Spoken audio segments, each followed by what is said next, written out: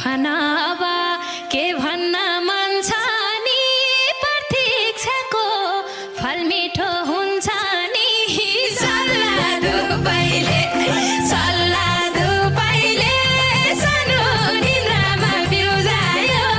तिम्रो रूपैले भेट्न आउँदा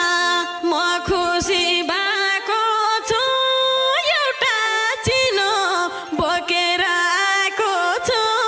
सल्लाह दुबैले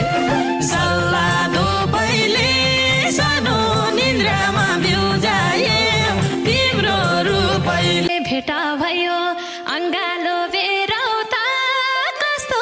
चिनो ल्यारै छौ हेरौ त सल्लाह दुबैले सानो निन्द्रामा बिउजायो तिम्रो रूपैले कलेजीमा